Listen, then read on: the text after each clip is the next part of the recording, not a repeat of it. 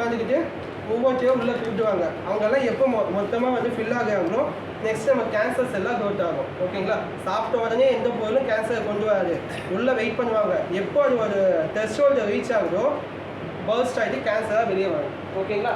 So அதுக்கு என்ன பண்ணலன்னா வீட்டிலே முடிஞ்ச அளவு அதே மாதிரி மசாலா ஐட்டம்ஸோ இப்போ கரம் மசாலாவாக இருக்கட்டும் எந்த மசாலாவாக இருக்கட்டும் அதோட இன்க்ரீடியன்ஸை முதல்ல கற்று வச்சுக்கோங்க. கற்று வச்சுட்டு நீங்களே அதை வந்து அரைச்சிக்கோங்க. ஏன் அப்படி சொல்கிறேன்னா கரம் மசாலாவோ இல்லை மற்ற எந்த மசாலாவும் அரைக்கும்போது அந்த மிளகாயெல்லாம் பார்த்தீங்க அப்படின்னா சில கெட்டுப்போன மிளகா, பூஞ்சை அடித்த மிளகா, பச்சை மிளகாயை வந்து எடுத்து மண் பூசி காய வச்சு காஞ்ச மிளகாவை மாற்றின காலம் போய் பச்சை மிளகாவை அப்படியே கொண்டு வந்து ட்ரையரில் வச்சு 2 டேஸில் காய வச்சுருவாங்க.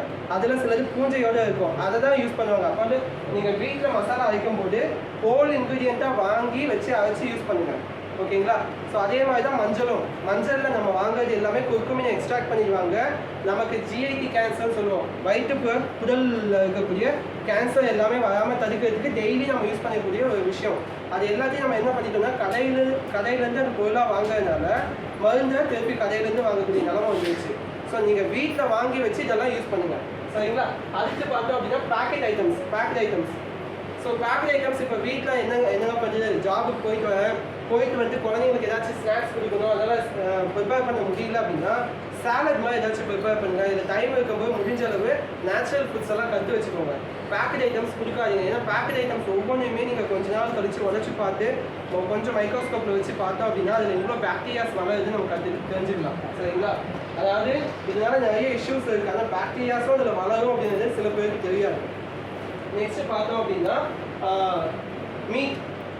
மீட் எடுத்துக்கோங்க. ஆனால் எந்தெந்த கண்டிஷனில் இருக்குன்றதை பார்த்து எடுக்கணும். கொலஸ்ட்ரால் இருக்குங்க, மட்டன் அதிகமாக இருக்கக்கூடாது. ஈவன் அவங்க ஃபிஷ் எடுக்கலாம். சரிங்களா?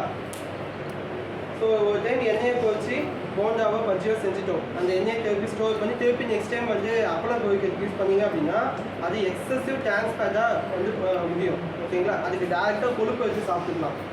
அந்த மாதிரி ஈக்குவல் தான். ஏன் அப்படின்னா அந்த எண்ணெய் நீங்கள் ஊற்றும் போது மஞ்சள் கலரில் இருக்கும். அதுக்கப்புறம் பார்த்தீங்கன்னா யூஸ் பண்ணி நல்லா தீஞ்சு போய் கருப்பு கலரில் சேஞ்ச் ஆகிடும். ஆக்சிடேஷன் ப்ராசஸ்ன்னு சொல்லுவோம். இந்த ஆக்சிடேஷன் ப்ராசஸ் தான் நம்ம பாடிக்குள்ள தவறான உணவுகள் இருக்கும் பொழுது எக்ஸசிவான எலக்ட்ரான்ஸ்ன்னு சொல்லுவோம். ஓகேவா? தனித்தனியாக இருக்கிறவங்கெல்லாம் ஒன்று சேர்ந்து ஒரு நோயாக ஃபார்ம் பண்ணுவாங்க. அந்த நோயோட ஃபார்மேட் தான் அது எண்ணெய். நீங்கள் உள்ளே கொடுத்தீங்கன்னு வச்சுக்கோங்களேன், ஈஸியாக நோயை ஃபார்ம் பண்ணிவிட்டோம். அதனால் அந்த மாதிரி எண்ணெயை அவாய்ட் பண்ணிடுங்க. முடிஞ்ச அளவு கம்மியாக யூஸ் பண்ணுங்கள். வித்தின் ஒரு வீக்குள்ளே மற்ற சாப்பாட்டுக்கு யூஸ் பண்ணுங்க. திருப்பி பொறிக்க யூஸ் பண்ண வேண்டாம். அதே மாதிரி வெளியே இருந்து வாங்கி சாப்பிடுறது பானிபூரி இது தவிர்க்கவே முடியாது. நீங்கள் எத்தனை பேர் கை தூக்கினாலும் நம்ம என்னைக்காச்சும் தான் சாப்பிடுவோம். அதை முடிஞ்ச அளவு கொஞ்சம் கட் பண்ண பாருங்கள். ரொம்ப நாளைக்கு வாங்கி ஸ்டாக் வைக்காதீங்க. ஈவன் தோ அது எவ்வளோ தான் ஆர்கானிக்காக இருந்தாலும் அதுலேயும் வந்து சில விஷயங்கள் வரும். ஸோ ஸ்டாக் கம்மியாக வாங்குவீங்க. அதிகமாக காய்கறிகள் ரொம்ப நல்லது அப்படின்றா ஓவர் ஸ்டீம் பண்ணுறது, ஓவர் குக் பண்ணுறது, முக்கியமாக இது எல்லாமே பண்ணுவாங்க. காய்கறிகள் ரொம்ப நல்லதுன்னு கட் பண்ணி தண்ணியில் போட்டு நல்லா வேக வைப்பாங்க. வேக வைக்கிறதுலே காய்கறிகள்லேயே வந்து விட்டமின்ஸ் நிறைய இருக்கும். அதில் வந்து சிலது எண்ணெயில் காயக்கூடியது, சிலது வாட்டரில் காயக்கூடியது இருக்குது. சரிங்களா? விட்டமின் பி காம்ப்ளெக்ஸ் எல்லாம் நம்ம பாடியில் அதிகமாக வந்து ஸ்டோர் ஆகாது. சரிங்களா? அது தண்ணியில் காயக்கூடியது அப்படின்னா வேக வச்சிங்கன்னா தண்ணியிலே போயிடும். வெறும் சக்கையை மட்டும் தான் நம்ம எடுக்கிற மாதிரி இருக்கும். அதனால் முடிஞ்ச அளவு குக்கர் யூஸ் பண்ணுறீங்க அப்படின்னா குக்கரில் தண்ணி வச்சுட்டு இந்த இட்லி பாத்திரமெல்லாம் வைப்போம் பார்த்தீங்களா, இட்லி மற்ற அந்த அதையெல்லாம் அதுக்கு அந்த ஸ்டீமரோ இல்லை அந்த ஸ்டாண்ட் வச்சுட்டு அது மேலே வச்சு யூஸ் பண்ணுங்கள். அந்த ஆவியில் வேக வைங்க. சரிங்களா? தண்ணி படாமல் அந்த மாதிரி வேக வச்சு எடுக்கலாம். முக்கியமாக காலை உணவை தவிர்க்காதீங்க. அட்லீஸ்ட் ஒரு தேங்காயோ ஒரு பழமோ இல்லை ஏதாச்சும் ஒரு காய்கறிகளாகவும் யூஸ் பண்ணணும்.